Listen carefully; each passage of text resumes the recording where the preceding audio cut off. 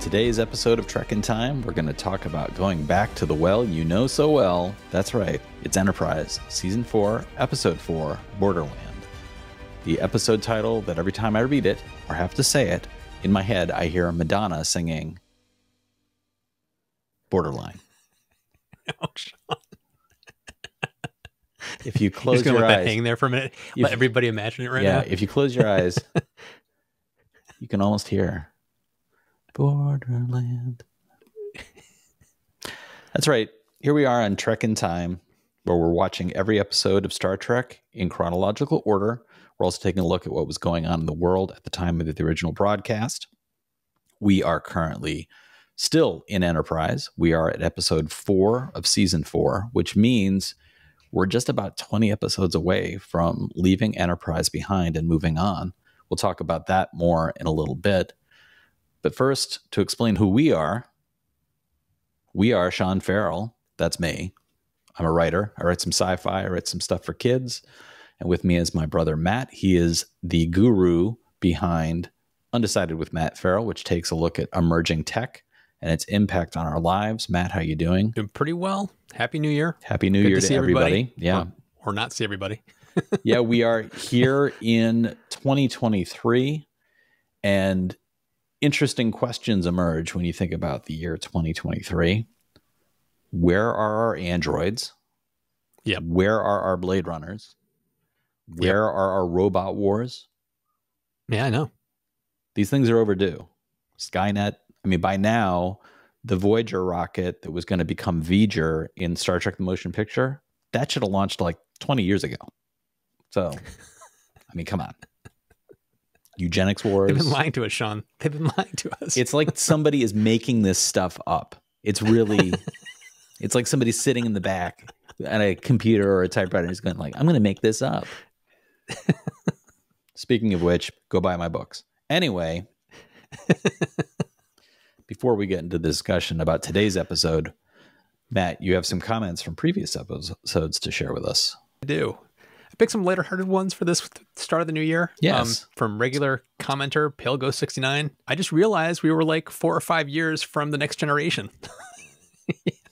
Yeah. Yep. Yeah. Not only did that make me laugh, I wanted to call it out because I was just yesterday, I was watching today's episode so we could talk about it.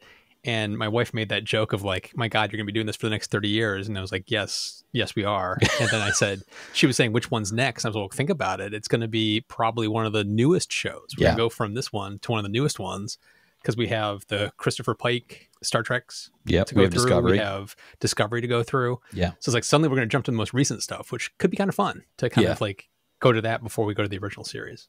It's weigh in on that. It is going to be, I think, very interesting, a little jarring, but also very interesting to really see fully presented how many years gap there is between these things. And in putting together the notes for this episode, just offhandedly, it occurred to me that the final season of this show is only 13 years removed from the introduction of Discovery. Yeah. And it feels like it's longer than that. Oh, yeah, it does. Yeah. And I'm like, is that because this show is sitting so heavily in the next generation mold that it feels older than it actually is, even though at the time it didn't feel dated. Enterprise didn't feel old. It feels, we've talked about this before, it feels a little tired. Like the people making Trek were just like, oh my God, another episode. But it feels like it's not 13 years. That's really a major jump forward in what television looks like. So I think it's going to be a lot of fun to get there. It's a generational shift in filmmaking that's making things feel older than they actually are. Yes. Another comment was from Laney. I don't know how to pronounce your username, but on the episode Stratagem, wrote, CSI Xindi has a lot to do, that's for sure. That made me laugh because that was the episode where they were trying to fake the Xindi into thinking that something had happened. And so like they were leaving all these, trying to scrub the ship clean so they wouldn't be detected. And so I just like the fact that it was CSI Xindi. There have been so many CSI. Why not a Xindi one? Sure. Yeah. And then the last comment was from Dan Sims. And I like this a lot because he wrote, this is his first comment I saw show up. He said, I randomly came across this podcast today when looking to see if I missed your Undecided episode this week, and it reminded me that I've been wanting to watch Enterprise for a long time, but kept forgetting about it. So I'm finally going to binge it along with this podcast. And then after this, there was like 5 or 6 more comments from him. He was clearly going through. So he's going through them episode by episode. Yes. Yeah. So welcome, Dan. Yeah. Thank you so much for coming along. And you did not miss an Undecided episode because I didn't put one out this week. So that's why there was nothing. Joke's on you, Dan. We got you. Yeah. Gotcha. Yeah. Thank you, Dan. And thank you to all the listeners. And thank you. It's been a lot of fun putting together this show. We've been doing it now for more than a year. Mm-hmm. And it doesn't, like I just said, it feels like there's a bigger gap between Enterprise and Discovery. It does not feel like we've been doing this for a year. It has actually felt like time is moving by pretty quickly. And I'm actually surprised to be already at episode 4 of the 4th season. So with that being said, that alert you hear in the background is not my smoke alarm. It is actually our read alert, which means it's time for Matt to read the Wikipedia description for this episode. All right. The series follows the adventures of the first Starfleet starship Enterprise, registration NX-01. In this episode, genetically engineered humans called augments capture a Klingon vessel, and the Enterprise is sent to find them. They retrieve the augments' creator, Dr. Eric Soong, Brent Spiner, and head in pursuit. After being attacked by Orions and rescuing their crew members, the ship is attacked by augments who retrieve their creator. The episode is the first of 3-episode arc, followed by Cold Station 12 and The Augments. Mm-hmm. Okay. This is episode number 4 from season 4. It's directed by David Livingston. We've heard his name on this podcast many, many times. It's written by Ken Lozubnik. We have not heard that name before. This is the transition where we've now got Manny Coto as showrunner. Berman and Braga have gone off to do different things. They left Esther season 3. We've talked about that in great detail in recent episodes. They left kind of a turd burger in the form of space Nazis.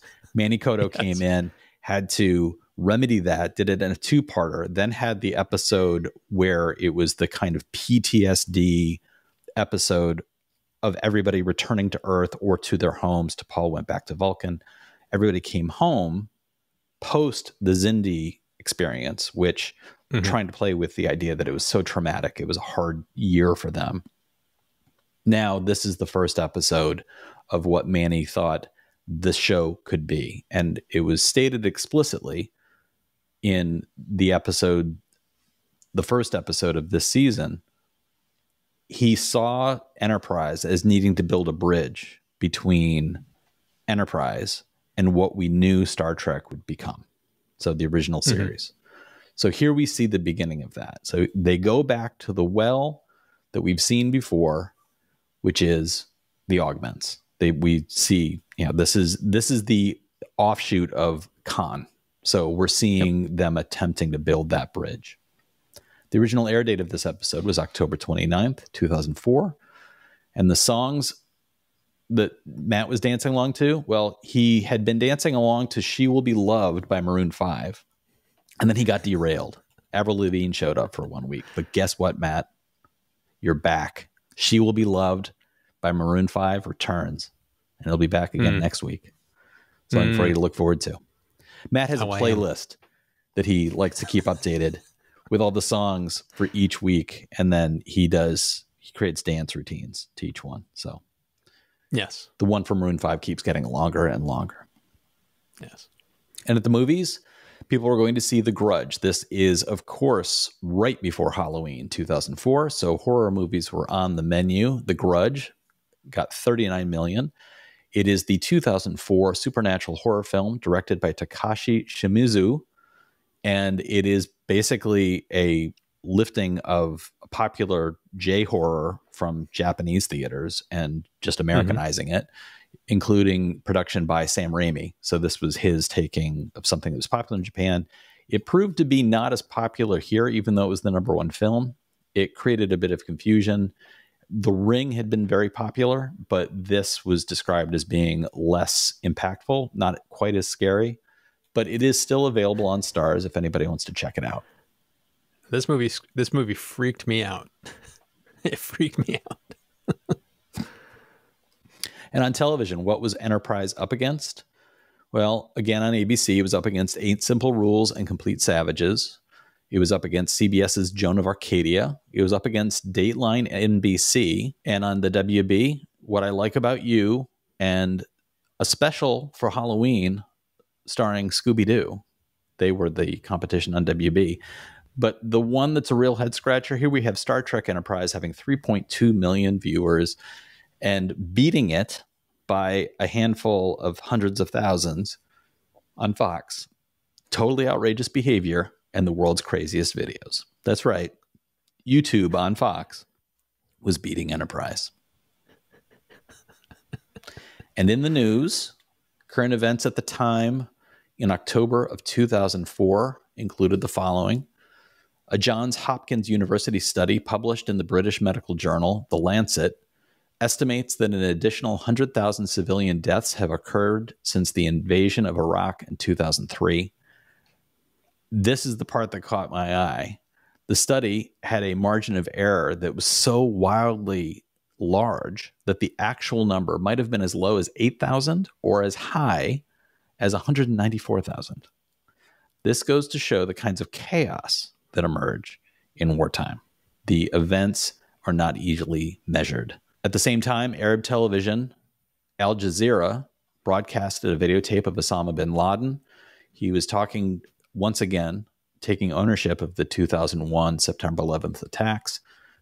But he was also making a political argument that in the US, which was currently just about a week away from its next presidential election, and he was making the argument, doesn't matter if it's Bush, doesn't matter if it's Kerry, what's really important is US policy in the Middle East. That's what those attacks were about. And in Rome, heads of state and government from the countries of the European Union signed a treaty establishing a constitution for the European Union. And it needed to be ratified by the member nations. It was, and at this point, and this is part of what my research led to me thinking about, well, how many years between Enterprise and Discovery? At this point, we were 16 years away from Brexit. Mm-hmm. Again, it feels like it's been longer than that. And then this is what made me think, well, how many years between Discovery and Enterprise then? And it's only been 13. So on to today's episode. As Matt mentioned in the summary, this is about the augments, and this is about the introduction of Eric Sung. This is going to be a 3-episode arc, which is very clearly attempting to build a bridge between where Enterprise is and what the original series was all about. Mm-hmm. Big picture, Matt, how did you feel about the introduction of this as a plotline? I'm torn, would be the best way to put it, because at the end of the day, after watching the episode, I enjoyed it, but it felt like it was lacking some originality because it was dipping into the well that we know so well, as you put in the beginning of the episode, which was, it's kind of fun to see Soong in his early years, to see Brent Spiner back, to see all that kind of stuff. It was kind of fun to see the con of the augments, of what's going on. It's kind of fun to see that, but at the same time, we had all that with Khan. Did we have to do this all over again? Yeah. Did we have to? It felt like it was a well-worn path that was probably best if avoided. So it just felt kind of like an also ran, even though I enjoyed it when it was done. I agree. I felt myself conflicted about some of the elements. One of the things that stood out to me is it felt a little bit like this was once again standing too deeply in well-worn paths that have been done before, not only the original series, but I kept going back to the episode The Hunted from Next Generation, which is when the Enterprise, Picard is the lead liaison to meet with the leaders of a planet that is trying to join the Federation.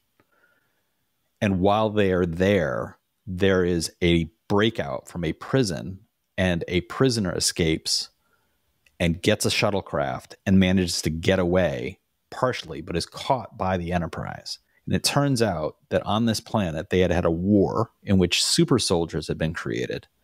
And after the war, they found it difficult to transition them back into working in regular society. So instead of helping them, they put them in prisons. They effectively permanently hospitalized and just put them in prisons.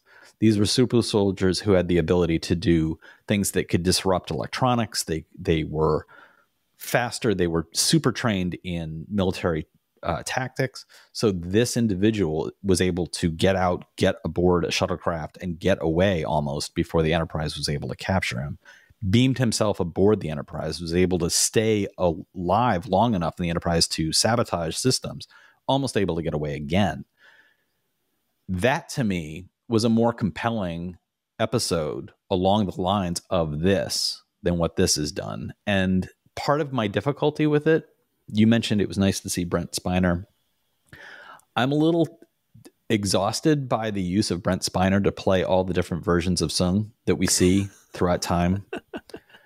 It gets distracting at a certain point for me. But at the same time, put yourself back to when this was originally aired. They hadn't tread on that too much at that point, in my opinion. It's like you had the Next Generation where he was Data, and then you had old Sung, and then you have here him as young Sung. But at this point in time, when we've had the Picard series, we've had all these other things, they've done this so much. At this point, it feels like, oh, come on, here we go again.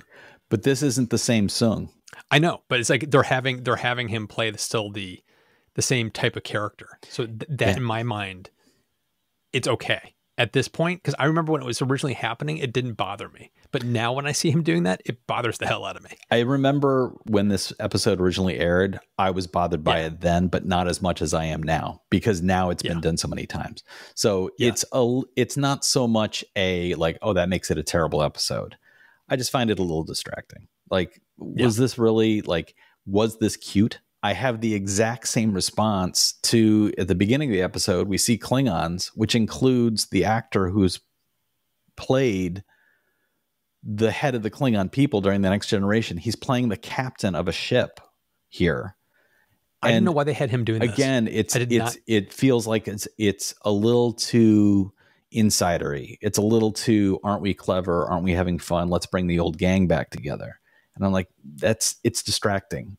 You spend half a second thinking, is this supposed to be the same character? Is this supposed to be that guy? Oh, he dies? Okay, it's not the same guy. When you're thinking about those, it's as distracting. And Matt and I have been watching other programs that we tend to talk about these things in Out of Time, which is our spinoff episode, our spinoff series, which you get access to if you're a direct supporter of this podcast. That's just a quick pitch. Anachronistic music is another thing like that, where in a moment of a show, and Matt and I recently were watching a TV series that did this, where it's supposed to be a kind of Lord of the Rings type adventure, and then there's anachronistic heavy metal music added in at certain moments. And it doesn't add to those moments. It actually distracts you because you spend the first 15 seconds of the song thinking, like, what song is this? Who is this by? What's going on here? And then you get yourself back into the moment. I feel like stunt casting in this way is doing the same thing here. And it feels like, okay, it's Brent Spiner. I get it. Okay, he's playing the same kind of character. I also feel like Brent Spiner in this in particular seemed to be chewing the scenery a little too much. It felt a little distracting on that level too. He's a little too cutesy. He's a little too full of himself. He's playing it in a different volume than he has at other times. And I found it a little strange to see him. Bakula is so reserved, especially in this episode. There's literally a sequence where he's kidnapped and he doesn't talk. And I was like, why is he not saying anything?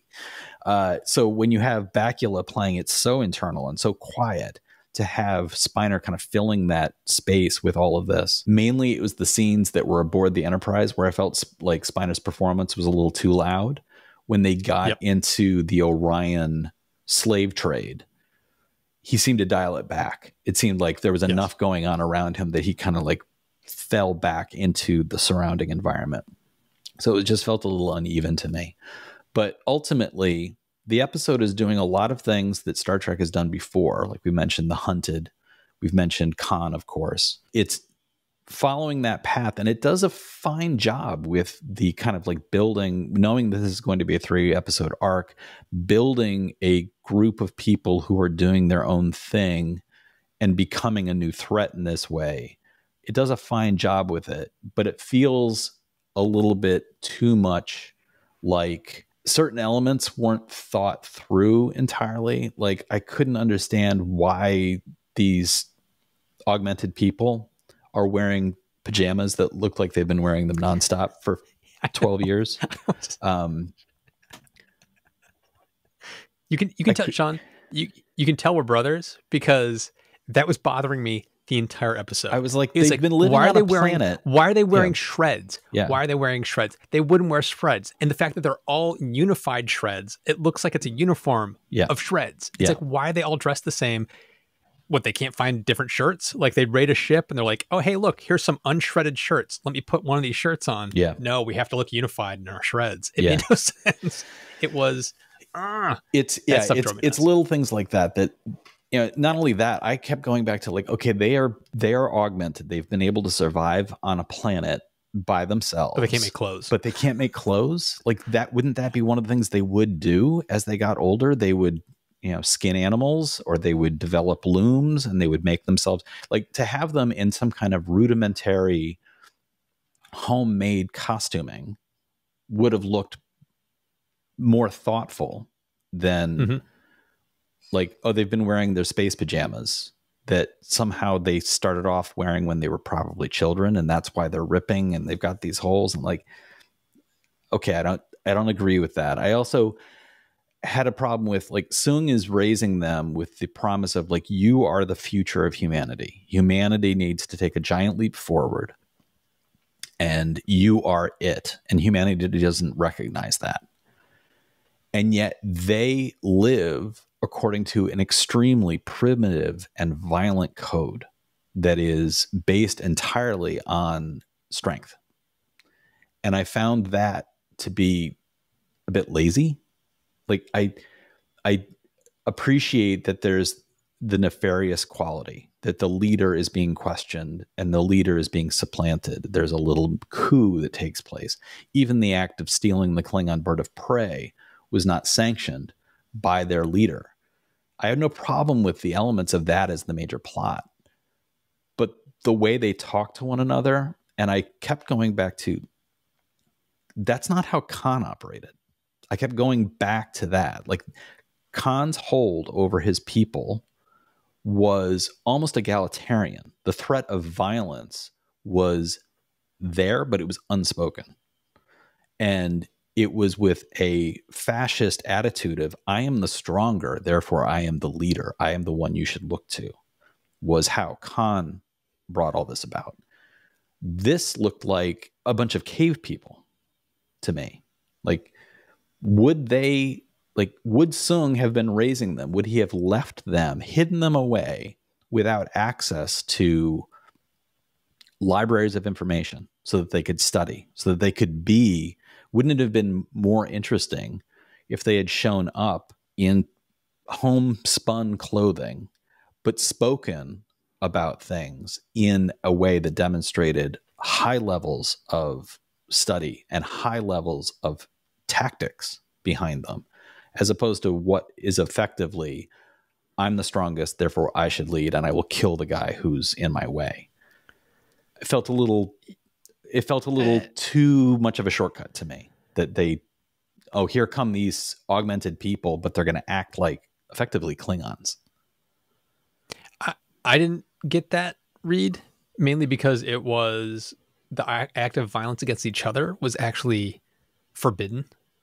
And it was what happened in the coup was against what Sung had been trying to teach them, which was that they made that reference of brothers don't kill brothers. You don't do this. And so he was kind of breaking out of what they had been taught.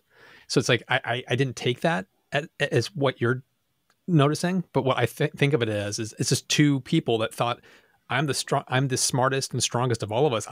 I should be the default leader. And it's two people butting heads. So it made sense to me. You can only have one alpha male or one alpha person. You can have two.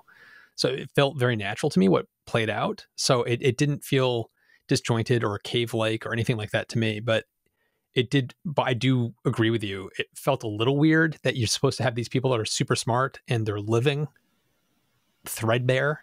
Yeah. they're living in the way they are, where you would think that they would be incredibly well versed because they would have had access to some kind of like data pads or something that would have had Earth's history, and they could have studied the art of war and all this other kind of stuff, and so they would be well versed. But it felt like that part they kind of like shortchanged.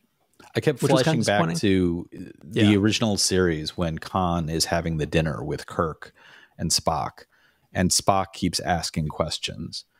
And Khan's response is he's starting to get heated in his debate with Spock. And then he stops and he looks at Kirk and he pulls himself back and he says, "You're quite a commander. You're quite a captain. You let your first officer attack while you just study and look for weaknesses." Mm-hmm. The nuance of that conversation, the way that the sophistication of it, it's all being said over wine. You know, like that kind of moment is what felt like it was lacking. And even if they're on a bird of prey, like to have a dinner scene where more, and I would have appreciated more of the augments getting a chance to talk. I think that they were keeping costs down. So there's only a few speaking parts among the augments. I think it would have been nice if there had been a few more, and that you could have had a little more of a sophisticated debate around the idea of leadership. It would have been interesting to see their leader sitting quietly at the head of the table while the guy who's trying to supplant him has a debate with somebody else around what leadership is, and have that moment speak of the leader thinks he's still in control, but what he doesn't realize is that the guy who's trying to supplant him is actually winning the debate and turning people to his cause. I think it might have been a really captivating scene to have him winning hearts and minds at the table and have the leader stand up and leave with his maul. I also don't like the idea that the only female speaking part of the augments is basically a sex toy. She describes herself as like, "I'm just there for one thing." And I'm like, really? Like the augments don't even have sophistication in that aspect?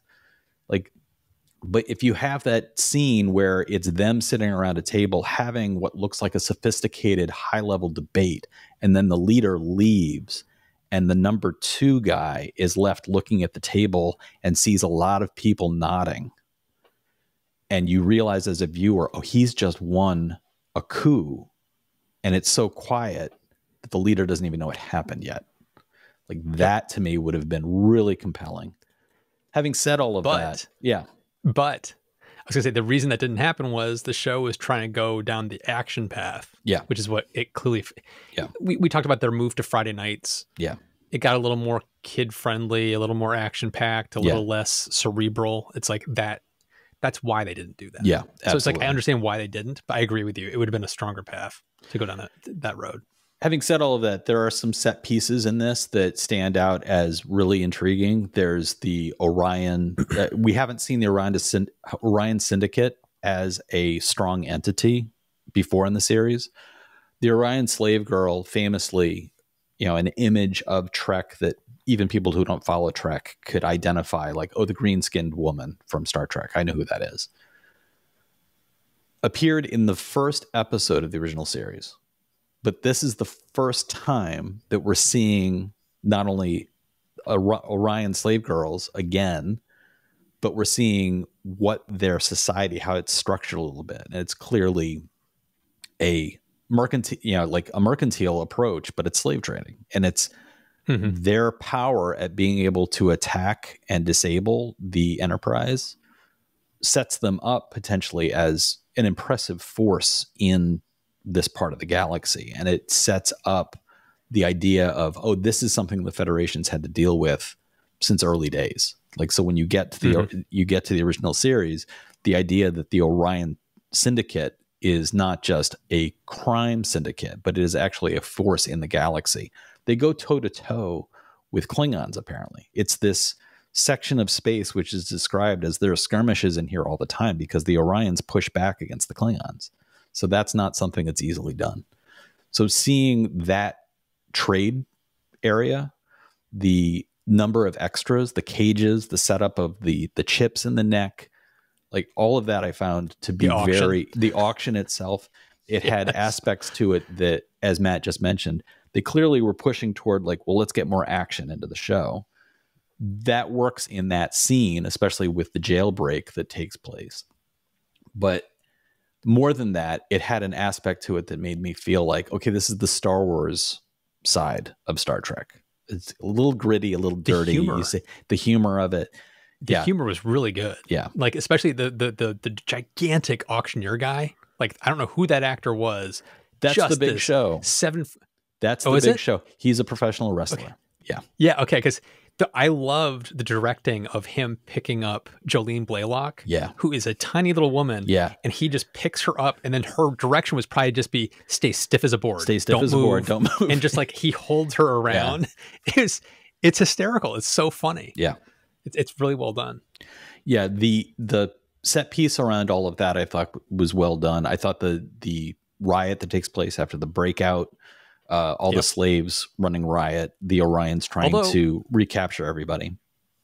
Although my wife happened to be sitting on the couch watching with me as we were watching, and both of us were laughing horribly at the ensign. Yes. And his overacting. Yes. And wow, was he somebody's nephew or cousin? Like what? Wow, he was bad. Yeah. he struck me as my wife called out at one point, making an Aliens reference. Yeah. They're going to come in here. They're going to come in here and they're going to kill us. Yeah. Because like the way he was acting was just, he was acting at 11 the entire time. Yeah. It was this, dial it back a couple notches, buddy. You don't have to be this spastic. I flash back to Aliens as well, but Aliens was calm and cool in comparison to the way this guy was depicting. Like, the Enterprise is going to come back, right? They're going to come back and save us, right? And like, oh, dude, just like, and he was squinting up his eyes so much that he actually changed his entire face somehow. I'm not quite sure how that works. It looked like muscles were flexing where there shouldn't be muscles. But the other scenes that stood out don't even make it into the synopsis on Wikipedia. And those are the relationship developing between T'Pol and Trip, which I will be revisiting this throughout this season as we talk about the story, because to me, that's really at the heart of the show at this point, the relationship between the characters. So they have a couple of nice, very brief moments where Trip, in trying to be casual, but also still feeling hurt and being stung about T'Pol marrying in the previous episode, he casually, not casually says, "So did you go on your honeymoon?" And it's kind of a loaded moment. And then he later does apologize. He says, "It was none of my business." But she makes sure to clarify for him, "After the marriage, I went alone to meditate." And so this is a T'Pol who is still trying to figure out, like, how does this work? What is going to happen? And Trip as well. So I really like that moment between the two of them. And another one that stood out for me very, very strongly was Phlox having his moment with Dr. Soong. And Soong's entire thing is like, "Oh, I'm familiar with Dr. Phlox. I'm familiar with his work. He's almost as smart as I am." And then they get into the medical bay, and I love that he identifies which of the augments DNA they're looking at. He can look at the DNA coding and he can identify which member of his, quote, children he is looking at. But he gets into that debate with Phlox about the ethics of augmenting humans, the idea of improving upon a species. And Phlox doesn't want to hear any of it. He's like, "We've removed diseases. We've stopped people from dying from ailments, but we haven't tried to improve people, which is an unethical approach to medicine." And Phlox's take on all this, the disgust on his face, the acting from Billingsley in that is really top notch. Yeah, what I wrote down was Phlox slam. Like the way he slams Soong when he says, "There's something called learning from your past mistakes." Yeah. And Soong says, "What makes you think I haven't?" And Phlox goes, I can read. Yeah. And it was just like that moment of like Soong going, "Oh shit." Yeah. Like he just totally got owned by Phlox. Yeah. And I also want to note that I made a note of the whole thing of like, I love it when characters characters that we love, we hear other people talk about them, Yeah. and it adds depth to them. Just that aside comment that Soong makes when he says, Phlox's reputation rivals my own. Right. And he's walking in the hallway with the captain and says that. It's like, oh shit. It's like, you go, Phlox. Yeah. It's like, it's always fun to get like little comments like that from here. We know Soong is this crazy genius that's done horrible things. And he's saying this of Phlox. It gives it weight of, here's a character we love. And he's actually saying something very complimentary and also a backhanded compliment because he's saying almost rivals my own. Yeah. It's the ego, it's the arrogance it's the arrogance of all the Soongs, which, yeah, you know, and so they're all Spiner. comment. So Spiner is just playing the same character again and again and again. And he's just like, it's like, well, clearly I'm the smartest guy in the room. So, but it's great because that one arrogance comes through once again. It casts a shadow on himself as well as on Phlox. Yeah. So we see all of that, and we see the Enterprise is attacked multiple times by multiple starships. Apparently the sensors aren't working because they don't know any of these attacks are coming at any point, and they are caught off guard each and every time. Lots of very convenient plot moments for that. There's also a nice moment between Soong and Reed when he says of Reed, "Oh, I'm very familiar with your name. I've read about you and your work, but I haven't seen your face." It's another attempt to like twist the knife while giving a compliment. But in this episode, Reed does an admirable job of just not ever seeing any of these attacks coming somehow. So they fly into the dangerous Borderland area and then are surprised when they're attacked by Orions. And then they're surprised when a Klingon vessel comes in to save them, and think nothing of it when it's relayed that the Klingons have asked to dock. And it's like, this is not the Klingons. They wave that away with Bakula says something along the lines of, I knew it was going to be you. Like he basically said, I knew you were going to come find us. So it's like they could have tipped that before because it made no sense why he was just so glib and like, all right, let's dock. Yeah. Okay. Yeah. It didn't make any sense. It wasn't worth that line because ultimately they go out there because the Klingon Empire has said, we are going to start a war with Earth over this. First of all, I have a bit of an issue with that. I do not think the Klingons would attack Earth because a bunch of unknowns stole a ship. I don't like within the Trek universe. I don't think that would be the pretext for war. Having said all of that, you would think that the Enterprise would have gone out with enough knowledge to immediately identify, oh, this is the ship. Like they would know, like, oh, this isn't just a Klingon bird of prey. This is the ship we're looking for. Because you would think the Klingons would have said, here's the ship. This is the ship that's missing. So that whole thing is a question mark. All of that is done simply to get Soong on board with the augments. He just needs to get with his kids. And so we end the episode with Soong making his speech to the augments of saying, like, you guys are doing it. You are living up to your promise. And now we need to go to Cold Station 12, which is referred to at the very beginning of the episode. This is where Soong originally stole, and why he was in prison. This is where he stole the augments embryos from. So Soong's argument is, we're going to go back there and we're going to free your thousands of brothers and sisters. So he's going to go back, he's going to get more, and he's going to create effectively a little army of augments with which to start anew. How did you feel about those plot points? The augments embryos being held in cold storage, the Soongs having been jailed for stealing some, and now his desire to go back and get a hold of more to do more of this. What did you think about all of that? I thought it was fine. It's like, okay. One question would be like, why were they holding on to these eggs? That's where I kept going back. Why would these you still have embryos are the result of they're in storage because it was these embryos that led to the eugenics wars. Why would you hold on to them? These are a after product after Khan. Khan has already taken place. Yep. So humanity finally pushes back against the augmented humans that were Khan and his cohort. They put them all into a spaceship. They send them off into space, frozen in sleep, to go do something else, because apparently humanity at that point, despite the fact that they had just fought this war in which millions of people had died, did not feel like executing Khan made sense. So they send them into space, and now they have these embryos. And they apparently build a space station. This is a humanity that has just come out of war. They build a space station to hold frozen embryos.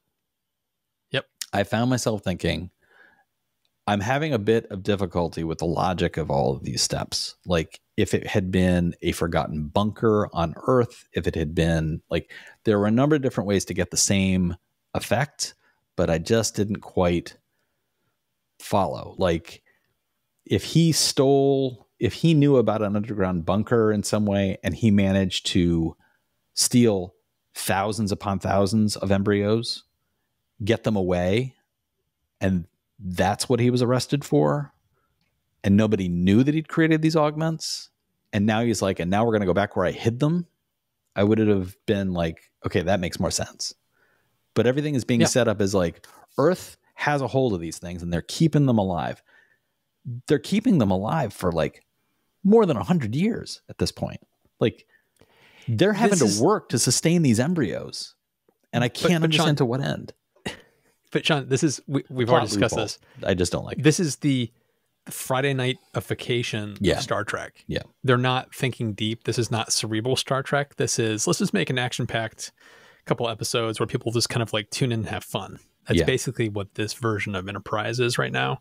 And a key point of that to me would be, you know, when they docked with the Klingon ship and the augments are on board and the guy is basically like glaring at the captain, basically like, I own you. You just don't know it yet. Yeah.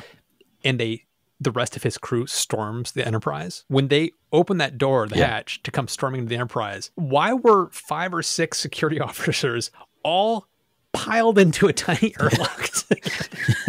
They were just standing there like, shoulder to shoulder. It's like, you'd have guys in the hallways. You'd be spread out. You wouldn't have your entire security crew in the tiniest kill box that you've ever seen. Well, what they didn't show is that they were all tied together at the waist. They tied their shoelaces together. They tied their shoelaces together, and they were all shuffling around. Where are we going to go? Are we going to go over here? Let's all get in that hallway. But that's the epitome of like where this is at. It's like they're just doing things to have plot points that can just move the action forward, and they're not thinking beyond that, because you don't have to. This is just a late Friday night action filled. Yeah. People are going to shoot ray guns and chase each other around. It's akin. That's all it was meant to be. Yeah. It's akin to having red shirts die in the original series. It's like, things have to happen, so they happen. And it's like, so here's a guy who does this thing, and that's why he does it. And, oh, he stole these embryos and everybody knew it, and they jailed him because he made these children. And I get it. And I just found myself thinking like, okay, I'm still going along, but wasn't there a different way of approaching that? Like, it always hits me as like, does this sound like it's from a first draft or a second draft? And to me, a lot of these elements sounded very first drafty. I agree. Which to me didn't destroy the episode. It just deflated it a bit. I found myself thinking like, oh, he could have done a little bit different there, and it might have held together better. But ultimately, to go back to the things that I thought worked, like I mentioned, the Orion slave bazaar, the humor that came out of that, the sequence where I really liked Archer activating the handcuffs and Sung's hands snap together because of the magnetized handcuffs, and then demagnetizing them at a key moment when he's trying to climb and he falls. Like, the simplicity of that was enough to kind of like, oh yeah, this is like, it's a reminder, as Matt has been pointing out, it's meant to be fun. It's meant to keep a viewer watching, not make the viewer puzzle out ethics and the dilemma of Dr. Phlox versus Sung, or how does a society of 8 people alone evolve into what it's going to be? Like, those aren't the questions they're asking. They are asking simple questions of what keeps a viewer watching. So it's ray guns, it's riots in a prison, it's a slave girl who got her name in the credits somehow, even though she didn't have a line. I didn't mention before, among the guest appearances, We have Brent Spiner, of course, as Dr. Sung. We have Alec Newman as Malik. Malik's performance I found a little strange. I couldn't help but wonder if he was trying too hard to channel a Khan like calm to himself, but it just didn't seem like he had much of a personality. Persis was played by Abby Bremel, and I've mentioned before, like, I really didn't like that the only female augment was basically like, I'm just used for sex. Like it wouldn't have been more interesting if she'd been the number 2. Like, if she was the one leading the coup, if there was anything that they could have done, because they end up with a leader played by Joel West, Rakeen, who is a non-entity and it looks very much like he's just meant to be like, oh, look how strong he is, therefore he's the leader. And I'm like, that's lazy and not very interesting. But there's also Dave Power, who was Ensign Jeffrey Pierce. We'll never forget him. Big Show played the Orion slaver. J.G. Hurlitzer played the Klingon captain again. And Bobby Sue Luther was the Orion slave woman. Didn't have any lines, but she got her name in the credits. So hats off to her. So as we mentioned, this is going to lead into the next episode, which is Cold Station 12. That is, of course, the location of all of the other frozen embryos that have been kept for very clear and obvious reasons. We won't rehash those now, but or ever. But before we sign off, Matt, is there anything you wanted to let viewers and listeners know about coming up on your other channels? Yeah, just stay tuned to Undecided, because I have a couple videos coming up. One on aerogel, which should be out by the time this video is out, I hope. I'm wearing some right now. It's a really cool product. It's like NASA has called it the best insulator ever made. It's a really cool technology. And then I have one coming up on fusion, on the laser fusion breakthrough that recently was announced back in December. I have a video coming up talking about that and other stuff. So stay tuned. As for me, if you're interested in finding out more about my books, you can go to SeanFarrell.com. You can find information there. You can also just go directly to wherever you buy your books. That could be anywhere from Amazon or Barnes & Noble down to your local bookstore or even your public library. You should be able to find all my books there. If you'd like to support the show, please do consider reviewing us on Apple, Google, Spotify, wherever it is you've been listening to this. Go back there, leave a review. Don't forget to subscribe. And if you'd like to more directly support us, you can go to trekintime.show, click on the Become a Supporter button. It allows you to throw coins at our heads, which is always fun, but it also immediately makes you an ensign, which means you will start getting Out of Time, which is our spin-off show in which we talk about anything. We sometimes talk about other Trek shows. We also talked about Star Wars, Lord of the Rings, and in an upcoming episode, I have a feeling we're going to talk about the show Willow. So I hope you'll check that out. All of that really does help support the show. Thank you so much, everybody, for listening or watching, and we'll talk to you next time.